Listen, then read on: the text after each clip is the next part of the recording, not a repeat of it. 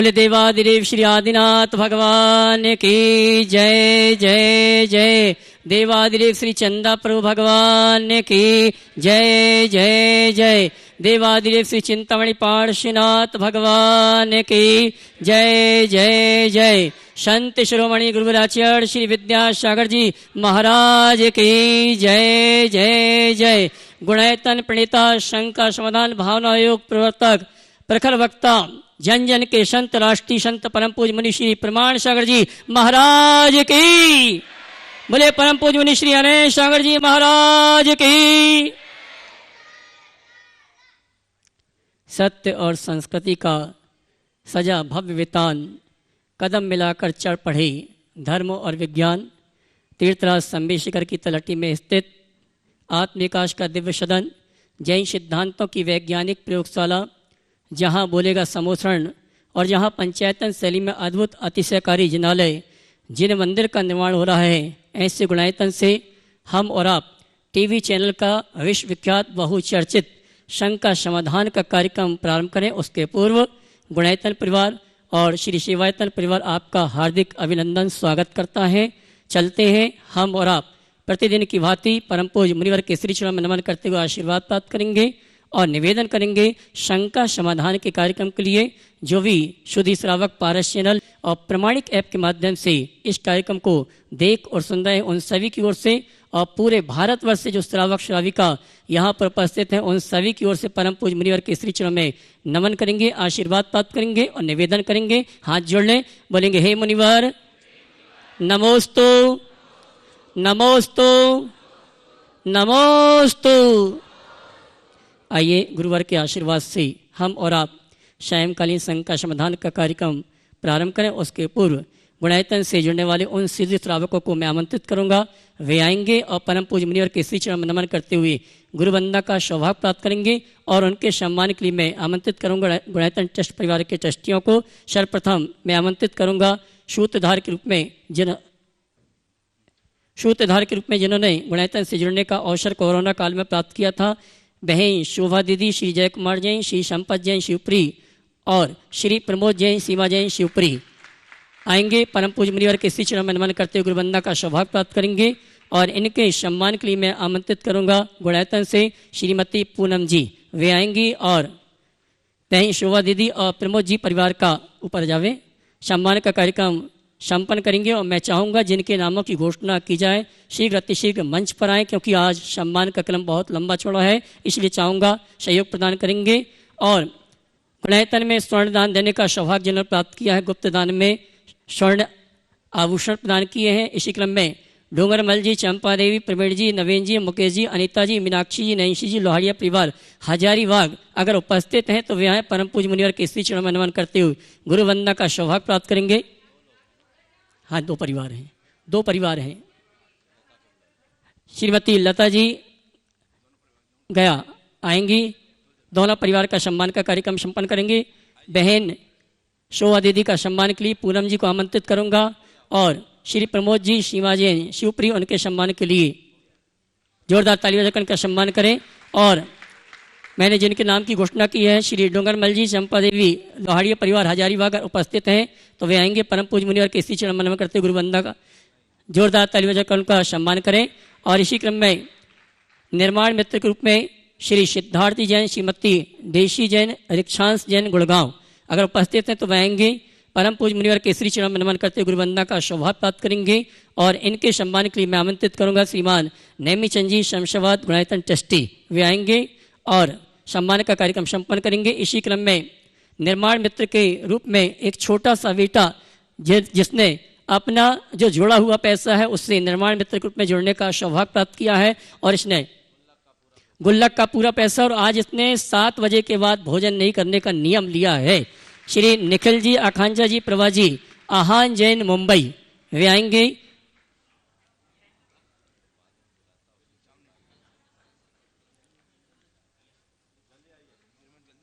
श्रीमान नेमीचंद जी जल्दी आए। परिवार एक तरफ रहेगा और सम्मानकर्ता एक तरफ रहेंगे जी। और नेमीचंद जी चाहूँगा हमारे निखिल जी, आकांक्षा जी, प्रभा जी, आहान जैन मुंबई, इनका सम्मान का कार्यक्रम संपन्न करें। जो हमारी खुरई की टीना जो है उसका ये बेटा है। हाँ जी भैया, नेमीचंद जी को दे दें, माइक चालू करना भैया। इस बच्चे के लिए मैं बोलना चाहूँगा, बड़ा भव्य जी। ये बताया कि मैंने महीनों से अपना पैसा जोड़ के रखा था और कहा था कि मुझे गुनायतन जाकर ये दान देना, और इतना छोटा सा बच्चा 7 बजे के बाद कुछ नहीं खाता। आज मुझसे कह रहा था महाराज अब मैं 6 बजे करना चाहता। ये भाव, ये संस्कार, जिस बच्चे में इस उम्र से ऐसे दान के संस्कार होंगे, वही बच्चा आगे चल कर के भामाशाह बन सकेगा। बहुत बहुत आशीर्वाद। और आइए इसी क्रम में, हाँ बहुत बढ़िया, बहुत अच्छे संस्कार है, इसके माँ बाप को भी बहुत आशीर्वाद। इसी क्रम में निर्माण मित्र के रूप में जिन्होंने गुणायतन से जुड़ने का अवसर प्राप्त किया, श्रीमती सुजाता सिग्नाले और जिला प्रधाने बेलगांव कर्नाटका अगर उपस्थित हैं तो वे आएंगे और हमारे गुणायतन का सम्मान स्वीकार करेंगे। आइए, और इनके सम्मान के लिए मैं गुणायतन ट्रस्टी बहन अंजू को अंजू जी गुड़गांव, उनको आमंत्रित करूंगा, वे आएँ और हमारे निर्माण मित्र श्रीमती सुजाता सिग्नाले और जिला प्रधानी उनका सम्मान का कार्यक्रम संपन्न करें। इसी क्रम में निर्माण सारथी के रूप में जिन्होंने गुणायतन से जुड़ने का अवसर प्राप्त किया, श्रीमती रेणु जी, राजीव जी, पुत्री श्रेया जैन, शांति निकेतन दिल्ली, आइए। और इनके सम्मान के लिए मैं आमंत्रित करूंगा हमारे श्रीमान कमल जी रांची, वे आएंगे और सम्मान का कार्यक्रम संपन्न करेंगे। कमल जी पाटौदी, आइए। मैं चाहूँगा जो भी सम्मान करता यहाँ पर आ रहे हैं शीघ्र सम्मान का कार्यक्रम संपन्न करेंगे। और आइए, सूत्रधार के रूप में अगले पुण्यार्जक को आमंत्रित करूंगा चौधरी परिवार से श्रीमान विनोद चौधरी, रेखा जी, अभिषेक जी, जयेश चौधरी परिवार खुरई, जिन्होंने सूत्रधार के रूप में, आइए मैं आमंत्रित कर रहा हूँ, जल्दी आएँ। और इनके सम्मान के लिए पुनः एक बार आवाज़ दूंगा श्रीमान कमल जी पाटौदी जी को, वे विनोद जी चौधरी, रेखा जी, अभिषेक जी, जयेश चौधरी परिवार का सम्मान करेंगे। इसी क्रम में अगले सूत्रधार के रूप में श्रीमान देवेन जी, श्रीमती सरिता जी, ऋषभ जी, श्रीमती मधुर जी, सूरजमल विहार दिल्ली, आइए। और इनके सम्मान के लिए मैं आमंत्रित करूंगा हमारे गुणायतन ट्रस्टी डॉक्टर पदम जी दिल्ली वास्तुवेद, वे आएंगे और हमारे श्रीमान देवेन जी परिवार का सम्मान का कार्यक्रम संपन्न करेंगे। आइए, आने दो उनको, हाथ लगा लो, यहाँ से निकलना है, यहीं से उतर जाना है। श्रीमान देवेन जी सूरजमल विहार दिल्ली, वे आएंगे और हमारे गुणायतन का सम्मान स्वीकार करेंगे। डॉक्टर पदम जी गुणायतन ट्रस्टी दिल्ली।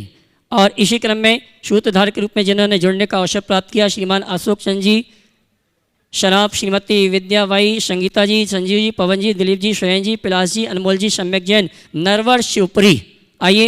और शिवपुरी वाले जोरदार ताली बजाकर इनका सम्मान करें।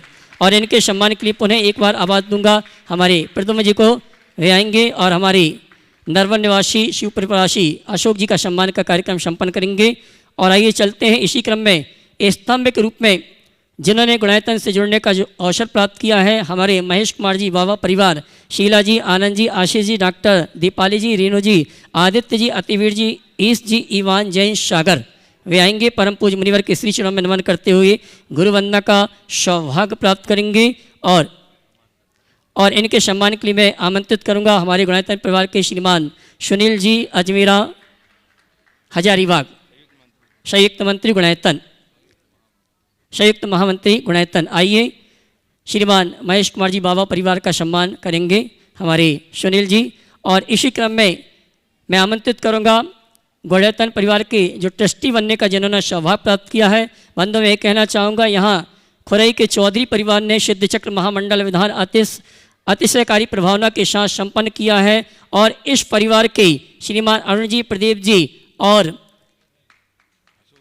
अशोक जी, नहीं अजित जी, ये परिवार के सदस्यों ने गुणायतन ट्रस्टी के रूप में जुड़ने का सौभाग्य प्राप्त किया। मैं क्रम से परिवार को बुलाऊंगा, उसी क्रम से आप आते जाएंगे। सर्वप्रथम मैं आमंत्रित करूंगा हमारे श्रीमान प्रदीप जी, राहुल जी, रितेश जी, इंदिरा जी, रुचि जी, श्वेता जी, शानवी जी, यशवी जी, वेदांत जी, वीरान जी चौधरी खुरई परिवार, ये आएंगे। और परम पूज और इनके सम्मान के लिए पुनः एक बार आवाज़ दूंगा हमारे संयुक्त महामंत्री गुणायतन श्रीमान सुनील जी अजमेरा हजारीबाग।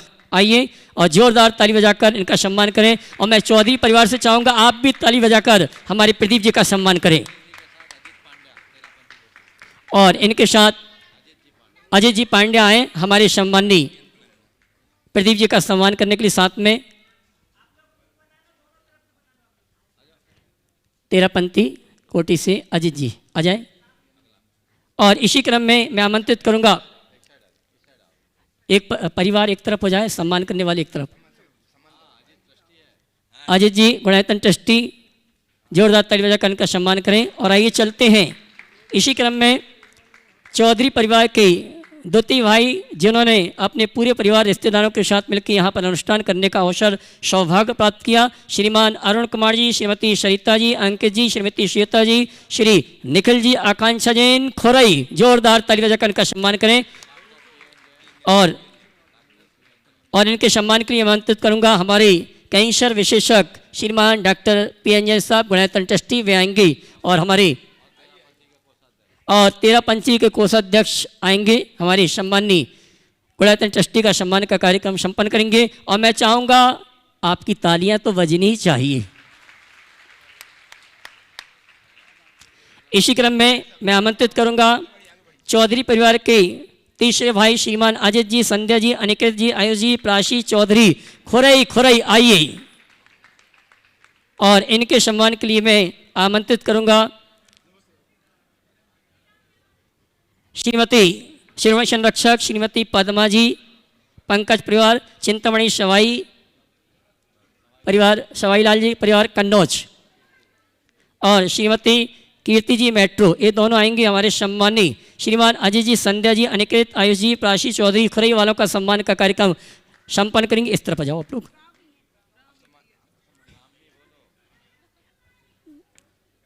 प्राशी लिखा, हाँ, श्री अजय जी, संध्या जी, अनिकेत जी, आयुष जी, प्रामी चौधरी परिवार खुरई, जोरदार ताली बजाइए इनके लिए।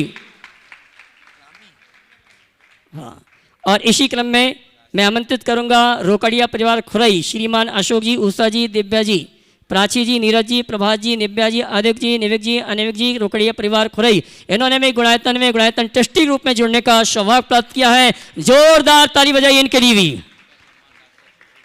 और इनके सम्मान के लिए मैं आमंत्रित करूंगा सम्मान सहित हमारे मैनपुरी निवासी आदरणीय डॉक्टर सुशील जी वे आएंगे और हमारे सम्मानी गुणायतन परिवार के ट्रस्टी उनका सम्मान का कार्यक्रम संपन्न करेंगे। इस तरफ आ जाएं, आइए अजय बुला लो, बोलो।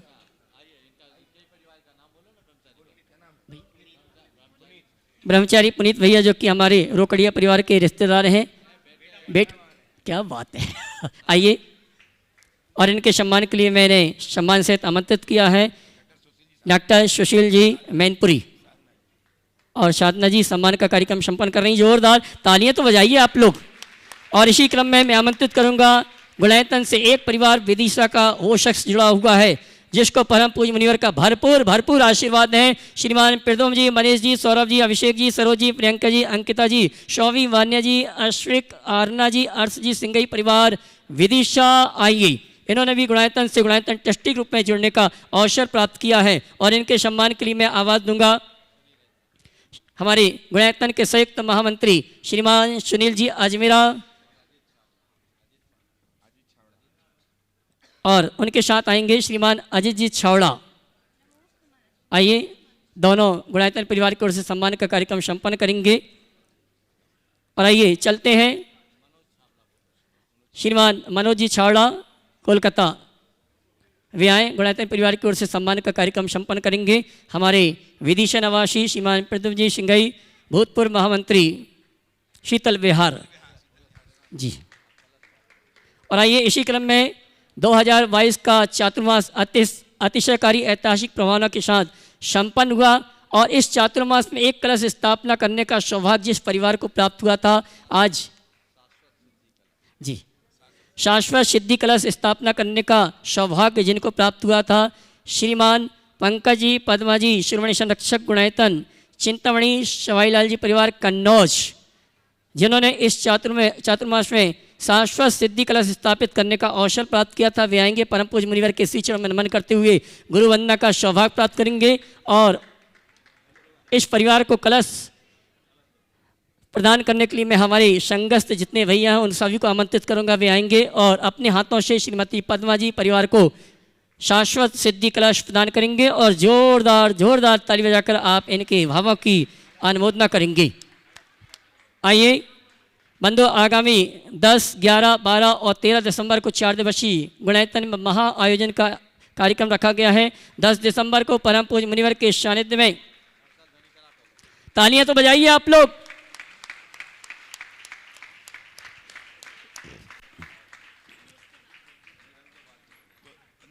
बंधु, मैं चर्चा कर रहा था आगामी गुणायतन के कार्यक्रमों की। 10 दिसंबर को परम पूज्य मुनिवर के सानिध्य में गुणायतन का राष्ट्रीय विशेष महा अधिवेशन आयोजित किया गया है, जिसमें गुणायतन परिवार के सभी ट्रस्टी जो गुणायतन से जुड़े हैं वो सभी आमंत्रित हैं। और साथ ही 11 दिसंबर रविवार को दोपहर 1 बजे से भव्य पिछिका परिवर्तन का कार्यक्रम गुणायतन में आयोजित किया गया है, जिसका सीधा प्रसारण जनवाणी चैनल पर 1 बजे से 5 बजे तक दिखाया जाएगा।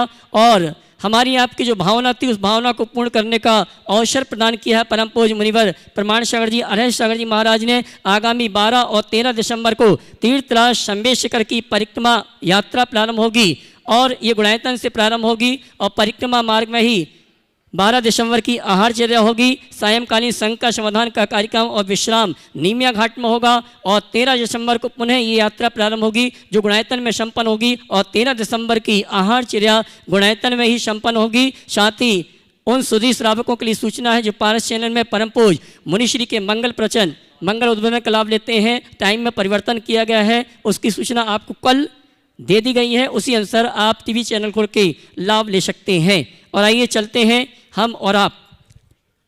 प्रथम प्रश्न के लिए मैं एक साथ आमंत्रित करूंगा, सभी अपने स्थान में खड़े होंगे, नमन करेंगे, आशीर्वाद प्राप्त करेंगे और अपना प्रश्न रखेंगे। प्रथम प्रश्न के लिए मैं आमंत्रित करूंगा खुरई निवासी चौधरी परिवार, विधान पुण्याजक परिवार खुरई, एक साथ खड़े होकर नमन करेंगे और प्रथम प्रश्न के माध्यम से आज का संघ का समाधान का कार्यक्रम प्रारंभ हो रहा है। उसके बाद अगले प्रश्न के लिए तैयार रहेंगे श्रीमती शशिकांता जोधपुर। पहले इनके ग्रुप के पूरे करो, इनके ग्रुप के पूरे करो। ओ चलिए बोलिए, सब एक साथ खड़े जाए पूरा परिवार।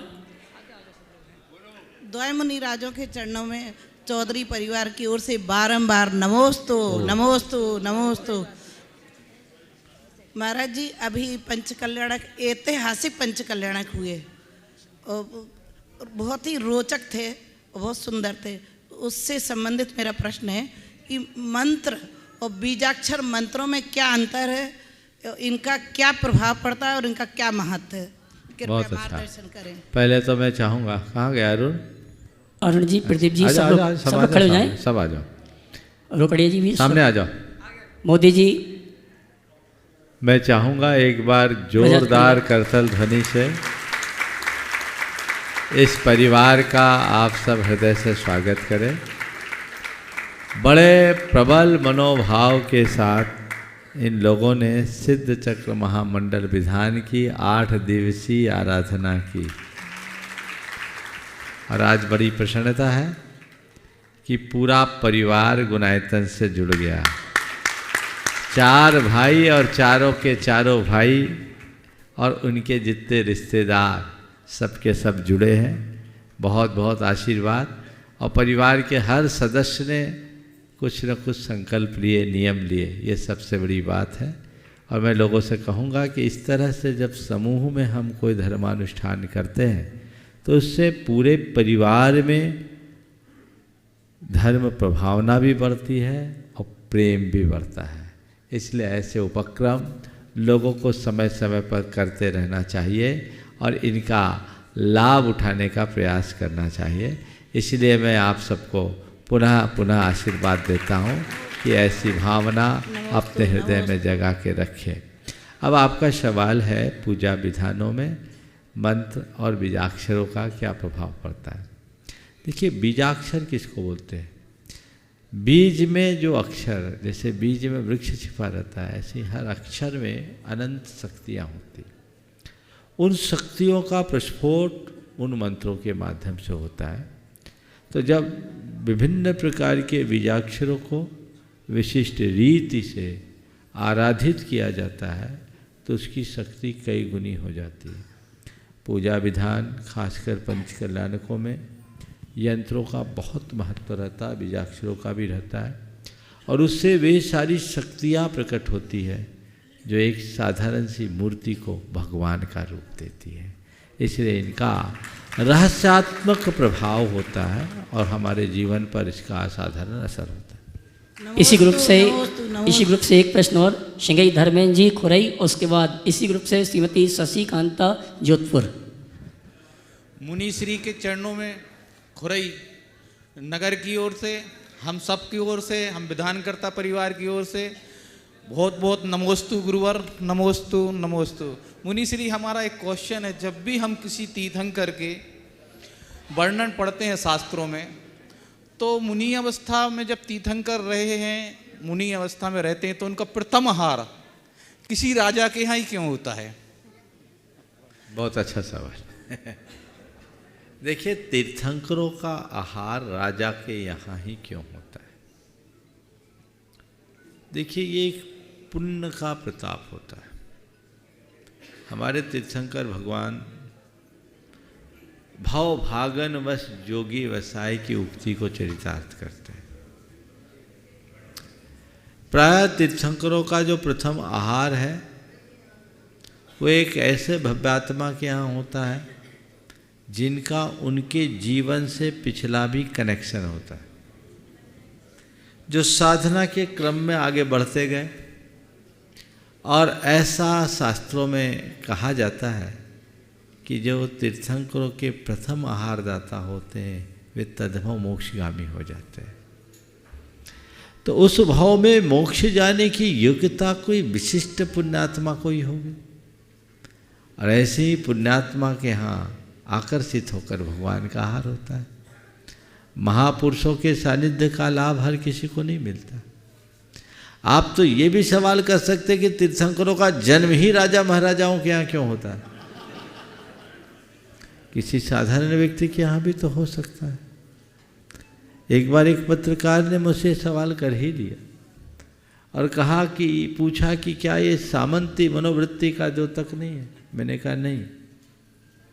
जैन धर्म में जिस प्रकार की सामाजिक समता की बात है वो अन्यत्र नहीं मिलेगी। आप तीर्थंकरों के चरित्र को पलट कर देखिए, आपको दिखता है कि तीर्थंकर राजा महाराजा के पुत्र होते हैं या राजा महाराजा होते हैं, लेकिन ये हमें जानना चाहिए कि तीर्थंकरत्व मानवता का चरम विकास है। और जब हम अपने पुराणों को पलट कर देखते हैं तो हमें तीर्थंकरों की कहानी किसी भील के रूप में देखने को मिलती है, तीर्थंकरों की कहानी किसी हाथी के रूप में देखने को मिलती है, तीर्थंकरों की कहानी किसी शेर से हमें देखने को मिलती है। जैन धर्म एक ऐसा धर्म है जो हर आत्मा में परमात्मा होने का उद्घोष करता है। अप्पा सो परमप्पा, ये जैनों का मूल सूत्र वाक्य है और चेतना के क्रमिक विकास का द्योतक है। तो ये बढ़ते चलते हैं तो उस बढ़ते चलने के परिणाम स्वरूप वो ऐसा लाभ मिल जाता है। तो आहार तो उनका कहीं भी हो सकता है, लेकिन लाभ राजा महाराजाओं को मिलता है। पर एक बात देखो, आदिनाथ भगवान ने बड़ा स्पष्ट कर दिया। आदिनाथ भगवान चक्रवर्ती के यहाँ नहीं गए, साधारण राजा श्रेयांश के यहाँ गए। क्यों? चक्रवर्ती के पास पुण्य था, चक्रवर्ती भी उसी भाव में मोक्ष जाने वाला था, लेकिन उसके पास इतना प्रबल पुण्य नहीं था कि वो दान तीर्थ का प्रवर्तन कर सके। समझ गए? ऐसा वर्णन आता है कि जब भगवान का आहार हो गया, भरत चक्रवर्ती भी वहां पहुंच गया हस्तिनापुर अयोध्या से, और उसने राजा श्रेयांश की खूब सराहना करते हुए कहा, भगवान में पूज्योसी कुरु राज्य तमद्दिन तम दान तीर्थ कृत श्रेयान महापुण्य भागसी। हे राजा श्रेयांश, तुम्हारे पुण्य की मैं क्या सराहना करूं। आज तो तुम हमारे लिए भगवान की तरह पूज्य हो गए हो। तुम दान तीर्थंकर बन गए हो, महापुण्य भाग हो। समझ गए? और दूसरी तरफ भगवान महावीर ने भी एक बहुत बड़ा आदर्श दिया, चंदना का उद्धार करके। ये भी तो एक इतिहास है। जो एक दासी को निर्बंध करते अपने आहार के प्रताप से। तो सब बातों को व्यापकता से देखना चाहिए। संयोग होता है, महान पात्रों का लाभ केवल इच्छा से नहीं मिलता, उसके साथ वैसा पुण्य लाभ भी होना चाहिए। समझिए? बहुत अच्छा। श्रीमती शशिकांता जी जोधपुर, उसके बाद तैयार रहेंगे श्रीमान देवेंद्र जैन दिल्ली। महाराज जी नमोस्तु नमोस्तु नमोस्तु।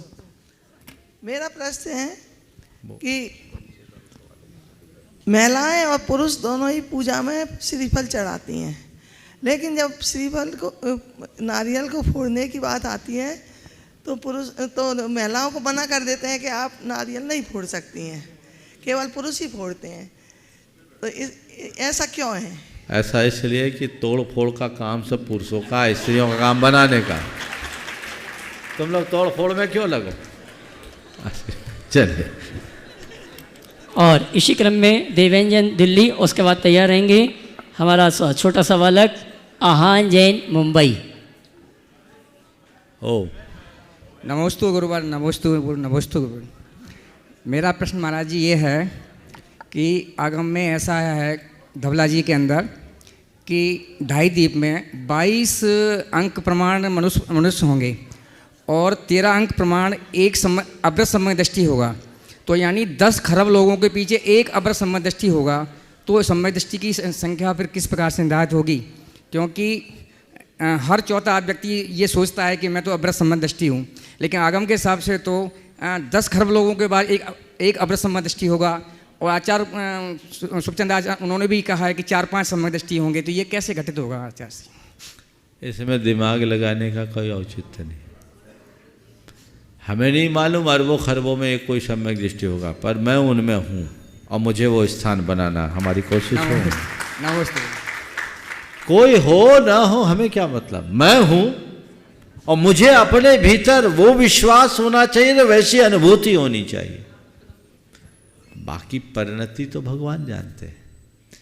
पर आपके कथनानुसार यदि मैं ये मान लूँ कि सम्यक दृष्टि तो कोई बिरला होगा, इक्का दुक्का, और उसमें मेरा नंबर तो आएगा ही नहीं, और बिना सम्यक दर्शन के मुनि बनने का कोई मतलब ही नहीं, तो क्या मुझे मेरे मार्ग के प्रति उत्साह रहेगा? बोलिए। नहीं रहेगा महाराज जी। फिर तो मैं कहूँगा छोड़ो ये जंजाल। और ऐसा सोचने लगे तो फिर क्या है, मार्ग बचेगा? ये उपदेश अव्यावहारिक है। मैं अपने आप को न केवल सम्यक दृष्टि अपितु रत्नत्रय का धारी मानता हूँ और महसूस करता हूँ।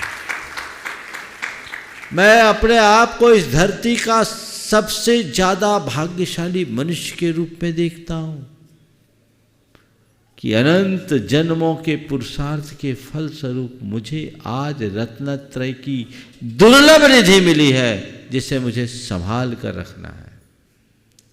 मेरा यही विचार मुझे मेरे मार्ग में स्थिर करता है, जिसके बल पर मैं अपने जीवन का पथ प्रशस्त करता हूँ। तो सभी को ये सोचना चाहिए। पर हाँ, केवल मानने से कुछ काम नहीं होगा, वैसा काम भी होना चाहिए। अपने आप को सम्यक दृष्टि माने, उससे काम नहीं होगा। सम्यक दृष्टि होने के साथ सम्यक्तोचित क्रियाओं और कर्तव्यों का पालन करो, उनसे बचो जिससे सम्यक्त का स्खलन होता है। यदि इतनी बात जीवन में आ जाएगी तो फिर कहीं कोई बात शेष नहीं रहेगी। इसलिए सिद्धांत पढ़ो, पर दिमाग उतना ही चलाओ जितना चलाना है, नहीं तो उलझ के रह जाओ। नमस्ते गुरुभाई, नमस्ते। आहान जैन मुंबई, उसके बाद सम्मान सहित आमंत्रित करूंगा डॉक्टर सुशील जी मैनपुरी, जिन्हें सौभाग्य प्राप्त हो रहा है 45 यात्रियों को तीर्थंकरों की जन्मभूमि यात्रा कराने का। डॉक्टर सुशील जी मैनपुरी। नमोस्तु महाराज जी, मेरा प्रश्न ये है कि रात्रि भोजन में क्या दोष है? रात्रि भोजन आप करते हो? नहीं। नहीं करते हो। आपको पता है क्यों नहीं करते? नहीं। क्यों नहीं करते? पहले तो मैं आपसे पूछता हूँ, फिर मैं उत्तर दूंगा। आप रात्रि पाप लगता है। पाप लगता है। किसने बताया आपको? दादी। दादी ने बताया। दादी ने ये नहीं बताया क्यों लगता है पाप? अच्छा, तो दादी ने ये तो अच्छा किया कि बच्चे का रात्रि भोजन छुड़वा दिया, पर थोड़ा और अच्छा हो जाता यदि उसकी वजह बताती, ताकि ऐसा करने से बच्चा बड़ा होने पर भी कभी उस तरफ झुकाव नहीं रखेगा। अब बेटा मैं बताता हूँ, और इसको अच्छे से गांठ में बांध लेना। देखो, दिन में अपने को मच्छर काटते हैं क्या? नहीं। रात में काटते हैं ना? क्यों काटते हैं पता है? बताता हूँ। सूरज की किरणें होती हैं, जो सनलाइट होती है, उसमें अल्ट्रावायलेट रेज होते हैं, इंफ्रारेड रेज होते हैं। उसके कारण क्या होता है, छोटे छोटे जो जीव होते हैं वो उत्पन्न नहीं होते, और जो पहले से उत्पन्न होते वो इधर उधर छिप जाते हैं। जैसे ही सूर्यास्त होता है, सूरज डूब जाता है, तो फिर क्या होता है, अल्ट्रावायलेट रेज खत्म हो जाती है, इंफ्रारेड खत्म हो जाती है, तो वो फिर निकलना शुरू होते हैं और कुछ पैदा होने लगते हैं। अब वो उत्पन्न हो गए, अब हम खाने बैठे हैं, तो उसमें वो जीव हमारे भोजन में शामिल हो सकता है कि नहीं? हो सकता है। और जब जीव हमारे भोजन में शामिल होगा तो उसको वो खाने में आएगा तो हिंसा होगी कि नहीं? बोलो माइक पे। हाँ। वो हिंसा पाप है कि नहीं? है। उस पाप को करने वाले का पतन होगा कि नहीं? होगा ना? होगा। तो हाँ। अपने को पतन करना है क्या? नहीं। तो फिर क्या करना है? रात्रि भोजन त्याग करना है। बहुत सुंदर, समझ गए? बस ये बात समझो, समझ गए? और हमारा शरीर दिन में खा करके ठीक होता है, रात में खाने की ज़रूरत नहीं है, समझ गए? हम लोगों को आजकल साइंटिस्ट भी बोलते हैं कि खाते समय दिन में खाना चाहिए, ताकि रात में जब हम सोए तो पेट समेत पूरी बॉडी को रेस्ट मिले, समझ गए? और खा के सोओगे तो पेट को तो खाना पचाने में थकना पड़ेगा, समझ गए? तो दिन में खाना ही हमारे लिए हेल्दी भी है और उसमें अहिंसा है, समझ गए? चलिए। नमोस्तु महाराज। डॉक्टर सुशील देखिए, जी। एक बात मैं बताता हूँ, हम लोग बच्चों को कोई भी बात जब बताते हैं तो उन्हें सिखाते कम है, थोपते ज़्यादा है। ये करो, वो करो, ये मत करो, ये वो मत करो, ये ठीक नहीं है। उनको हम इतने तार्किकता के साथ, इतने मनोवैज्ञानिक ढंग से समझाएं कि वो बात उनके जेहन में उतर जाए, फिर वो बच्चा बड़ा होकर के भी उधर कभी नहीं झांकेगा। या तो आप लोग बच्चों को चुप कर देते हो या चीज़ें थोप देते हो, ये दोनों बातें ठीक नहीं हैं। हमें ठीक तरीके से समझाना चाहिए, और ठीक तरीके से तभी समझा पाएंगे जब आप खुद समझें, और खुद आप तभी समझ पाएंगे जब आप वैसा स्वाध्याय करेंगे। डॉक्टर सुशील जी साधना जी मैनपुरी, उसके बाद तैयार रहेंगी श्रोणी संरक्षक श्रीमती पद्मा जी पंकज जी परिवार मुंबई। परम पूज्य गुरुवर के चरणों में मैनपुरी जैन समाज का श्री परिवार की ओर से, और यहाँ जो 45 तीर्थयात्री उपस्थित हैं उन सभी की ओर से पूज्य गुरुदेव के चरणों में बार बार नमोस्तु।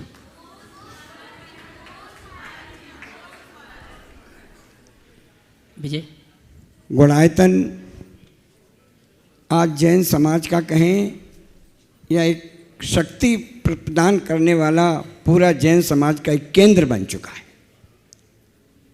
जहाँ से नाना प्रकार की गतिविधियाँ संचालित हो रही हैं। धर्म का क्षेत्र तो है ही, लेकिन इस शंका समाधान के कार्यक्रम ने पूरे देश की जैन समाज को एकता के सूत्र में बांधने का जो बड़ा काम किया है वो अन्यत्र कहीं संभव नहीं। और इस महान दूरदर्शिता के लिए, इस महान पुरुषार्थ के लिए, और सामने जो 22वीं शताब्दी का जैन मंदिर बन रहा है। ये तो सब पुराने हैं, लेकिन सामने जो 22वीं जैन शताब्दी का मंदिर बन रहा है, इसके लिए हम पूज्य गुरुवर के चरणों में जितना नमन करें उतना कम। एक विकल्प है गुरुदेव, विद्वान हूँ तो बहुत कथनी और चर्चा की बात होती है। आप लोग कहते हैं उस कथनी को करनी में बदलो, चर्चा को चर्चा में बदलो, लेकिन इस बदलने के क्रम में एक गृहस्थ को परिवारी जनों के प्रति मोह बाधक बनता है, उस पर कैसे विजय प्राप्त की जाए, थोड़ा इस पर प्रकाश डालें। पहले तो मैं चाहूँगा एक बार जोरदार करतल ध्वनि से डॉक्टर साहब का आप लोग अभिनंदन करें। डॉक्टर साहब का जैन संस्कृति के विकास में बहुत बड़ा योगदान है और इन्हें मैं आज से नहीं 1985 से जानता हूँ। श्रमण ज्ञान भारती श्रमण भारती एक संस्था चलाते थे और उन दिनों इन्होंने बहुत संघर्ष करके चुनौतियाँ दिया है जब लोग मुनियों के प्रति अश्रद्धावनत थे। उस पूरी की पूरी अवधारणा को बदलने में डॉक्टर सुशील जैन मैनपुरी का बहुत बड़ा योगदान। पेशे से चिकित्सक होने के साथ साथ स्वयं के अभ्यास से इन्होंने अपने भीतर वैदुष्य और विद्वत्ता को प्रकट किया है और जिन शासन की प्रभावना में अपना योगदान दिया है, निश्चित इनका ये जीवन बहुत अभिनंदनीय है और आगे बढ़ने योग्य है। अब मैं आपके सवाल पर आता हूँ। आपने जो सवाल पूछा है कि हम विद्वान हैं फिर भी परिवार के मध्य रहने से पारिवारिक जनों के साथ मोह भाव छूट नहीं पाता, उसके लिए क्या करें? देखिए, परिवार है ही इसका नाम। जब तक परिवार में रहोगे तो मोह भाव तो रहेगा, लेकिन थोड़ा परिवर्तन हो। मोह भाव न रहे, राग भाव भले रहे। हम लोग बोलते हैं फैले प्रेम परस्पर जग में, मोह दूर ही रहा करे। तो एक विद्वान होने के नाते हमारी परिणति अन्य जनों से भिन्न होनी चाहिए और ये तब होगा जब हम अपनी आत्मा के प्रति जागरूक होंगे, जब हमने ये अच्छे से पढ़ा है, समझा और मन में ये श्रद्धा भी है कि मोह मेरा शत्रु है, वो संसार को बढ़ाने वाला है। तो क्यों ना हम मोह भाव से मुक्त होकर ज्ञान भाव में डूबे। मोह में और राग में, प्रेम में अंतर है। सबसे हिल मिल के रहना, सबके सुख दुख में सहभागी बनना, सबका साथ निभाना, ये प्रेम है। पर एक दूसरे के पीछे पागल हो जाना मोह। तो वो पागलपन नहीं आना चाहिए, उसे तो हमें प्रतिज्ञापूर्वक और बुद्धिपूर्वक टालना चाहिए, क्योंकि वो हमारे अनंत संसार की वृद्धि करेगा। कोई हमें कहे या ना कहे, ये मेरा शत्रु है जिसे मैंने खुद पाला है, उसे हटाना है, उद्यम करना है कि नहीं ये ना हो। अब रहा राग भाव, तो राग भाव को धीरे धीरे मंद किया जा सकता है। घर परिवार में है तो कर्तव्य भी है, बच्चों के प्रति, परिवार के प्रति, परिजनों के प्रति, जिनके मध्य रहते उनके प्रति कर्तव्य करो, कर्ता बुद्धि मत रखो। मैं निमित्त मात्र हूँ और निमित्त मात्र बनकर अपना कार्य करें, उनमें कर्तृत्व का भाव मन में न आने दें, तो हम अपना पथ प्रशस्त कर सकते हैं। फिर अपने इस राग भाव को और समाप्त करना है या मंद करना है, तो बस बीतरागी गुरुओं के संपर्क को बढ़ाओ। और आप जैसे जिस उम्र के पड़ाव में पहुंच गए ना, उम्र के जिस पड़ाव में आप लोग जहाँ पहुंच गए, सच्चे अर्थों में अब तो वानप्रस्थी हो जाना चाहिए। अब जब बच्चे सारा दायित्व संभाल लिए, उसके बावजूद मैं यदि चिपका हूँ तो ये मेरी कमजोरी है। घर परिवार में रहोगे तो कुछ कर ही नहीं पाओगे, गैप होना चाहिए। तो अपने आप कहते हैं खरबूजा खरबूजे को देखकर रंग बदलता है, रंग बदलेगा और तभी समाधि हो पाएगी। आपने जीवन भर मुनियों की सेवा की, जिनवानी की आराधना और प्रचार और प्रभावना की है, बस एक संकल्प लो, मुझे उसका फल भी पाना है। आपका आशीर्वाद पूरा 100% फल चाहिए, नंबर कटने नहीं चाहिए। और अभी से लक्ष्य बना लीजिए, अभी से आप लक्ष्य बनाएंगे, निश्चित वो रास्ता अपने आप खुल जाएगा। घर में रहोगे तो घर घर कर जाता है, और त्यागियों के मध्य रहोगे तो अपने आप उमंग जगेगी और आगे बढ़ेंगे। बहुत बहुत शिरोमणि संरक्षक परिवार से श्रीमती पद्मा जी मुंबई, उसके बाद तैयार रहेंगी श्रीमती रजनी जी सिलवासा। बोलिए संत शिरोमणि आचार्य गुरुवर विद्यासागर जी महाराज की, परम पूज्य प्रमाण सागर जी महाराज की, जिनका जीवन संयम सरिता का निर्मल यश कहता है, अपनी वाणी से जग जन का कल्याण सदा ही करता है, जिसने अपना जीवन अर्पण कर दिया धर्म को सारा, उन विद्या सिंधु श्री प्रमाण सागर जी को शत शत नमन हमारा, शत शत नमन हमारा। परम पूज्य अरे सागर मुनिराज के चरणों में नमोस्तु। गुरुवर, हम सभी भगवान तीर्थंकरों की जन्मभूमियाँ और निर्वाण स्थलियों के दर्शन यात्रा हेतु निकले हैं। मेरे मन में एक पीड़ा बहुत है गुरुवर, कुछ कुछ तो तीर्थंकर भगवान की जन्म स्थलियाँ बहुत उनका विकास हुआ है, बहुत प्रचार प्रसार होता है, किंतु कुछ जन्म स्थलियाँ ऐसी हैं कि जिनको कुछ लोग जानते भी नहीं।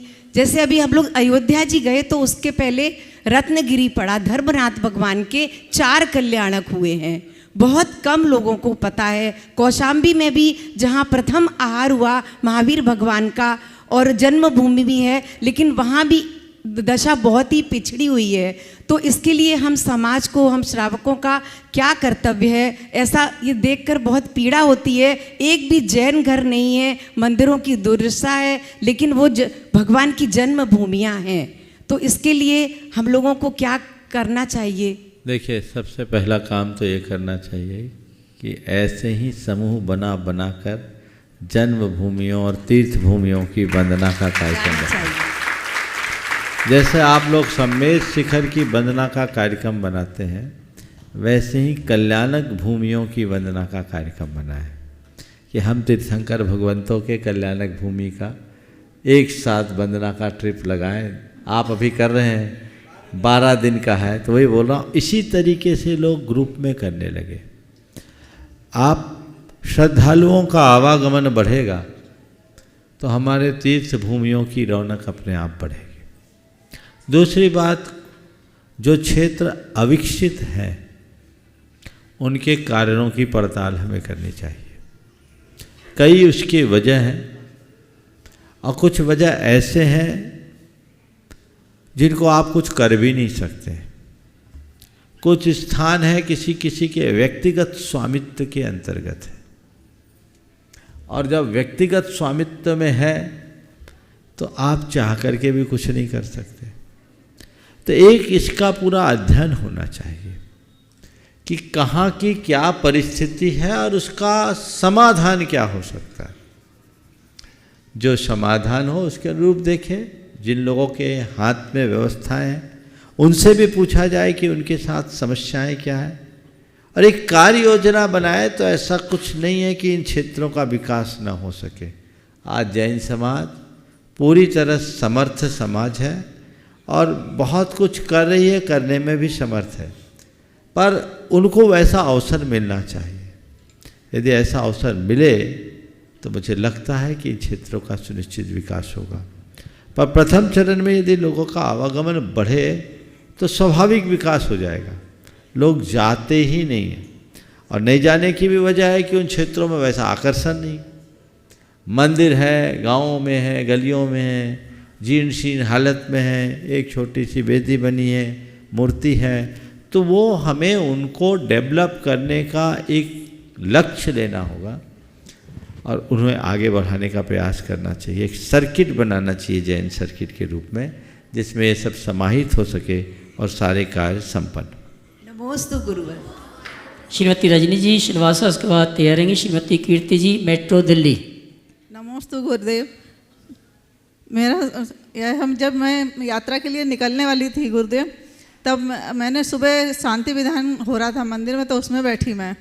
जब पूरा शांति विधान हो गया, उसके बाद जैसे शांति पाठ पढ़ते हैं तो उसमें जैसे जलधारा करते हैं ना, तो जब जलधारा को चढ़ाया तो वो जलधारा में वो जल तो चढ़ रहा था, पर चंदन का घी बन गया था। बिल्कुल चंदन का घी बन गया था, जम गया था, मतलब घी बन गया सचमुच में, जैसे देसी घी होता है वैसा बन गया। और जिसमें हम जल और चंदन चढ़ा रहे थे तो उसमें भी चंदन का तो घी बन गया था और जल ऊपर ऊपर तैर रहा था। ऐसा तो ऐसा क्यों हुआ सर? ये तो आश्चर्य है, आज की बात है। नहीं, 20 तारीख को जब शांति विधान चला, पूर्णमती माता जी का विधान चल रहा था। वो आप लेके आते तो फिर समझा जाता। फोटो दिखा सकती हूँ महाराज।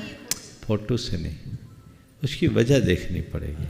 अब घी तो अगर स्थूलतया देखते हैं तो चमत्कार दिखता है, लेकिन उसका और कोई रीजन भी हो सकता है। जो चंदन था वो कैसा था? चंदन तो सारी बोल तो रहा हूँ मैं, ये एक अच्छा लक्षण है, लेकिन मैं इसके विषय में अभी कुछ भी कहना उचित नहीं समझूंगा। कारण की पड़ताल होनी चाहिए। वो चंदन जमा क्यों, कौन सी प्रॉपर्टी उसमें आ गई, और चंदन का जम जाना कौन सा चमत्कार है? अरे हमारा मन भगवान के चरणों में जमे तब सच्चा चमत्कार। हम उन बातों को इतना महिमा मंडित ना करें। फिर भी जो हुआ है वो अस्वाभाविक है। क्यों हुआ उसको देखना चाहिए, और देख करके उसके बाद ही कोई टिप्पणी करनी चाहिए। बेहतर होता कि आप उसे विसर्जित करने की जगह बचा लेते। विसर्जित तो नहीं किया महाराज जी, रखा है घर में, अभी भी जमा हुआ है। हाँ, अभी भी जमा हुआ है। उसका परीक्षण करो, उसको लैब टेस्ट कराओ। और जो चंदन जो आप रोज करते वही चंदन था ना? हाँ, वही चंदन तो था। इसको लैब टेस्ट करो और फिर उसके कारण का विश्लेषण करके करो, तो हमारी पीढ़ियां उसको सही ढंग से स्वीकार कर पाएगी और तभी हम समझा भी पाएंगे। ऐसे हम लोग बोलेंगे तो वो गतानुगतिक हो जाएगा। 3 पूजा में महाराज जी बिल्कुल वैसे ही। बहुत सुंदर, बहुत बहुत बहुत आखिरी में ऐसा हो गया। श्रीमती कीर्ति जी, मेट्रो दिल्ली। उसके बाद मैराथन ट्रस्टी डॉक्टर PNJ साहब, मुंबई कैंसर विशेषज्ञ, टाटा मेमोरियल हॉस्पिटल। नमोस्तु भगवान।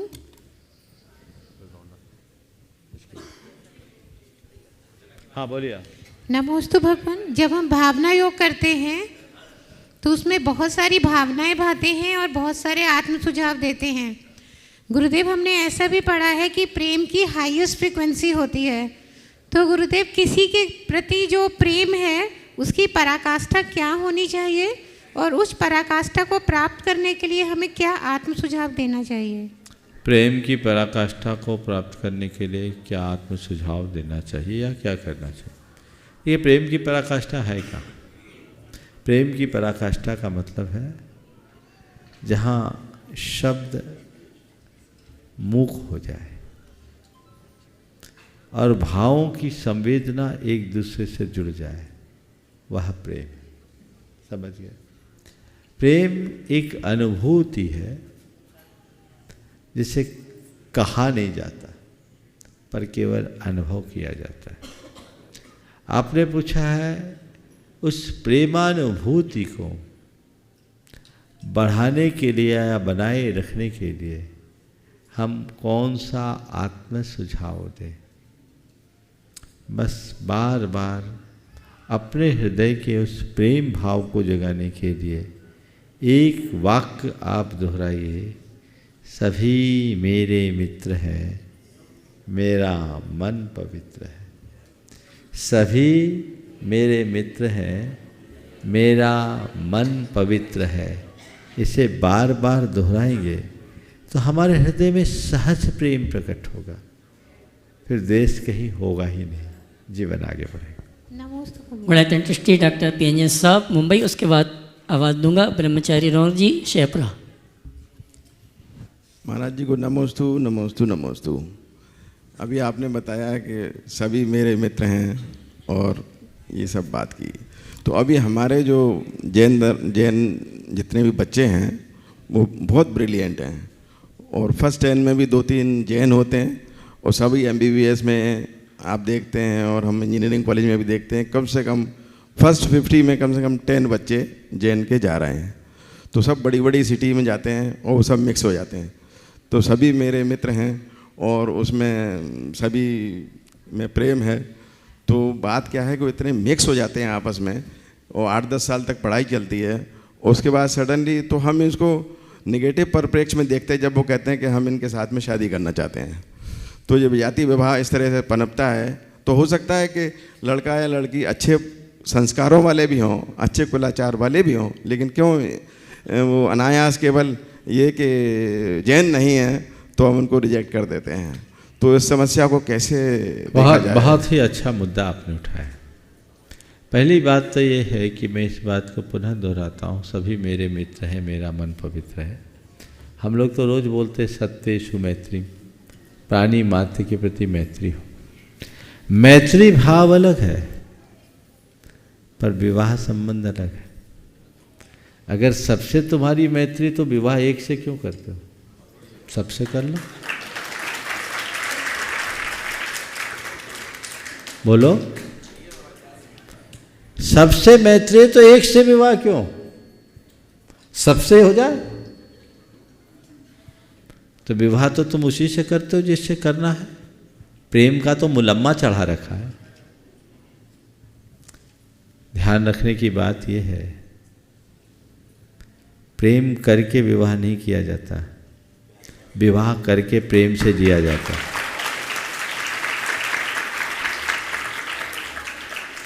पहले लोग विवाह करते थे, बाद में प्रेम। अब प्रेम पहले करते, विवाह बाद में। नतीजा क्या है? पहले के लोगों का विवाह खो जाता था, प्रेम रहता था। आज के लोगों का प्रेम खो जाता, विवाह रह जाता है। अब विवाह की जगह विवाद बन जाता है। तो क्यों विवाह? क्यों विवाह? एक अलग व्यवस्था है, और वो व्यवस्था हमें वही उसी रीति से करनी चाहिए जो हमारी शास्त्रीय मान्यता है। मानवीय दृष्टि से सब में समानता हो सकती है, लेकिन धार्मिक दृष्टि और हमारी जो दार्शनिक दृष्टि है वो अलग अलग है। एक जो कंसेप्ट डेवलप हुआ, गॉड इज वन, ये कंसेप्ट ठीक नहीं। गॉड इज वन नहीं। हम किसी धर्म का विरोध न करें, पर हम कहें तो हमारा धर्म हमें बताता है मैं खुद ही भगवान हूँ। मुझे किसी सर्वशक्तिमान ईश्वर की शरण में जाने की जगह अपने भीतर के ईश्वर को जगाकर परम ऐश्वर्य को प्राप्त करना है। अप्पा सो परमप्पा, आत्मा ही परमात्मा है, और वह मैं बीत रास्ता के पथ पर चढ़ करके ही अंगीकार कर सकता हूँ। ये बात हमें अपने बच्चों को कूट कूट के भरना चाहिए, क्योंकि आजकल जिस तरह की पढ़ाई लिखाई कराई जाती है उसमें सब उल्टी बातें कराई जाती है, और वे लोग इन सब बातों को नज़रअंदाज कर देते हैं, इसलिए मामला गड़बड़ हो जाता है। अतः बच्चों को ये कहो कि मैत्री भाव सबसे रहे। मैत्री का मतलब क्या? किसी को दुख ना हो, किसी को कष्ट ना हो, मैं खुश रहूं, सभी खुश रहे। लेकिन उन लोगों को ये भी सोचना चाहिए कि एक के मैत्री के पीछे तुम पूरे परिवार की भावना को क्यों कुचलते हो? वो प्यार नहीं है। सच्चे अर्थों में देखा जाए तो बायोलॉजिकल अट्रैक्शन होता है, थोड़ी देर में प्यार की खुमारी उतर जाती है। अभी कल ही एक आया था, प्रेम विवाह किया था, 3 महीने बाद अलग हो। 3-4 दिन पहले एक परिवार है, अब डाइवोर्स की पोजीशन है। प्रेम विवाह कर लिया, अब क्या है? तो रोते हैं लोग, माथा फोड़ी करते हैं। इसलिए इन बातों में बिल्कुल भी उलझना नहीं चाहिए। भैया रौनक जी शेपरा, उसके बाद श्रीमान मनोज जी छावड़ा कलकत्ता, तेरापंथी कोठी। नमोस्तु महाराज जी, नमोस्तु महाराज जी, नमोस्तु महाराज जी। महाराज जी अभी हम लोग गुरु जी का एक प्रकल्प है हथकरघा, उसमें काम कर रहे हैं, और जहाँ यातनाएं होती थी वहाँ प्रार्थनाएं हो रही हैं महाराज जी। ऐसे जेलों में हथकरघा चल रहा है, और हम लोग रेगुलर जब जेलों में जाते हैं तो देखते हैं महाराज जी कि कैदी प्रतिदिन भगवान महावीर स्वामी की फ़ोटो के सामने और गुरुजी की फ़ोटो के सामने प्रतिदिन प्रार्थना करते हैं महाराज जी। और अभी जो मेरे मन में व्यथा है कि ऐसा नहीं है महाराज जी कि हथकरघा की बिक्री नहीं हो रही है, अभी हम जितना बना रहे हैं उससे ज़्यादा डिमांड है, लेकिन मन में एक व्यथा है कि इस सदी के सबसे बड़े आचार्य महाराज जी जब मंचों से इतने बार ये बोल चुके हैं, और लैब टेस्ट है महाराज जी कि गवर्नमेंट की रिकॉग्नाइज लैब की रिपोर्ट्स हैं कि कपड़े में मटन टेलो होता है, फिर भी महाराज जी हमारी इतनी समृद्ध जैन समाज क्यों नहीं उसे अडॉप्ट कर पा रही है कि सारे मंदिरों में देखिए, पहले तो मैं चाहूँगा एक बार जोरदार करतल ध्वनि से उस भाई का। इन लोगों ने अपना पूरा जीवन गुरुदेव के मिशन को पूरा करने के लिए अर्पित किया है और वर्तमान में सक्रिय सम्यक दर्शन ट्रस्ट के अंतर्गत ये सबसे सक्रिय मेंबर है। गुरुदेव के आशीर्वाद से अभी हथकरघा का मुख्य कार्यभार इनके ही, और साथ में कौन है, मितेश पदम भाई, इनके ही इसमें चल रहा है। तो एक बार जोरदार करतल ध्वनि से आप स्वागत करें। और ये बात बिल्कुल यथार्थ है, सभी को हथकरघा का प्रयोग करना चाहिए। आज तो समय थोड़ा कम बचा है, इसलिए मैं इस बात को यहीं रोक रहा हूँ, लेकिन आने वाले दिनों में मैं इस पर चर्चा करूँगा। हमें इसे जैन समाज तक सीमित न रख करके जन जन तक फैलाना चाहिए, ताकि इसके पीछे के उद्देश्य की पूर्ति की जा सके। नमोस्तु महाराज। मनोज जी छावड़ा, कोलकाता, तेरहपंथी, कोटी। नमस्तु गुरुदेव। मेरा सवाल ये है कि उन्हीं से कनेक्टेड है जो पहले क्वेश्चन पूछा था। जो बच्चों को आजकल प्रेम दूसरी जातियों में भी हो जाता है, अग्रवाल, ओसवाल या और भी नीची जात में, माँ बाप को झुक के शादी तो करनी पड़ती है, कोई उपाय नहीं है, तो उसका दोष उन बच्चों को, क्योंकि लड्डू तो वही खाते हैं, उस बच्चों को लगते हैं कि परिवार का मतलब पूरा परिवार को लगता है कि माँ बाप को भी परमिशन देने से भी लगता है। ओ देखो दोस्त, तो ये है कि कई वंश चले जाते हैं। एक बेटी गई, कितना वंश गया। एक व्यक्ति अजय नहीं हुआ, कितने वंश अजय हो गए, पीढ़ियाँ चले गई। हमारे पास शांति बाबा जी थे ना, वो कहते थे एक अजैनी में शादी करने से 1 लाख जैनी की हत्या होती। उनके पास पूरा कैलकुलेशन था कि आने वाले 100 सालों में क्या होगा, एक से दूसरा, दूसरा से तीसरा, तीसरा से चौथा। और लोगों को ये सोचना चाहिए कि विवाह 2 व्यक्ति के मध्य नहीं, विवाह 2 परिवार के मध्य होता है। और जिसे प्रेम कहा जाता है, प्रेम है ही नहीं, प्रेम नहीं, वो केवल यौन आकर्षण है। प्रेम तो अलग तत्व है, बिना विवाह के भी प्रेम से जिया जा सकता है।